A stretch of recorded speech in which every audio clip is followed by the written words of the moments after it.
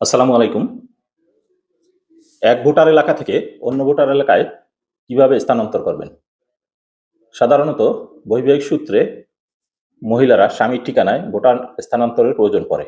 এছাড়াও আপনি চাকরি সূত্রে কিংবা ব্যবসায়িক সূত্রে কিংবা ছাত্র অবস্থায় এক এলাকায় ভোটার হয়েছেন, পরবর্তীতে আপনার স্থায়ী ঠিকানায় ভোটার পরিবর্তন করার প্রয়োজন পড়তে পারে।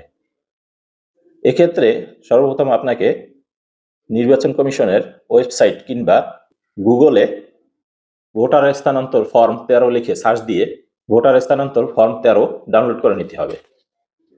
ফর্মটি হলো এরকমের। তারপরে আপনি এই ফর্মটি পূরণ করে আপনি যে এলাকায় ভোটার স্থানান্তর করতে চাচ্ছেন সেই এলাকার উপজেলা নির্বাচন অফিসে জমা দিতে হবে। আসুন দেখা যাক ভোটার স্থানান্তর ফর্ম 13 কিভাবে পূরণ করতে হবে। আপনি যে এলাকায় ভোটার স্থানান্তর করতে চাচ্ছেন সেই এলাকার উপজেলা নির্বাচন অফিসার বরাবরে আবেদন করতে হবে। তারপরে আপনার নাম, জাতীয় পরিচয়পত্র এবং জন্ম তারিখ বসাতে হবে। ক্রমিক নং 4-এর স্থানে যেখানে বর্তমানে আপনার ভোটার হিসাবে আপনি আছেন সেই ঠিকানাটা এখানে বসাতে হবে।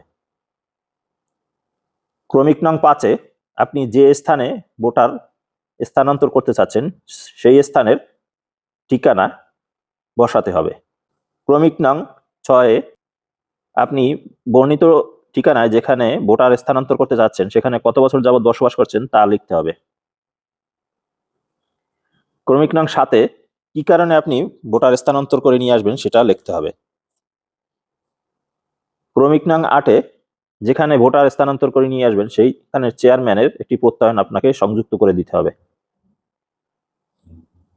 এরপর আপনার স্বাক্ষর দিতে হবে এবং সবচেয়ে গুরুত্বপূর্ণ যে বিষয় সেটি হলো আপনি যে স্থানে ভোটার স্থানান্তর করে নিয়ে আসবেন সেই স্থানের মেয়র, প্রশাসক, চেয়ারম্যান, কাউন্সিলর কিংবা মেম্বার কর্তৃক আপনাকে শনাক্ত করতে হবে এবং শনাক্তকারীর নাম, এনআইডি নম্বর স্পষ্টভাবে উল্লেখ করতে হবে।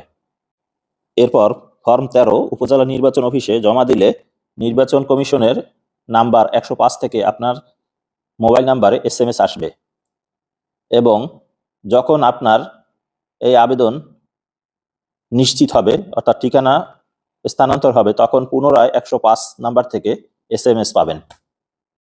তবে একটি বিষয় জানতে হবে যে ভোটার স্থানান্তর করলেই আবেদনকারীকে নতুন কার্ড দেওয়া হয় না।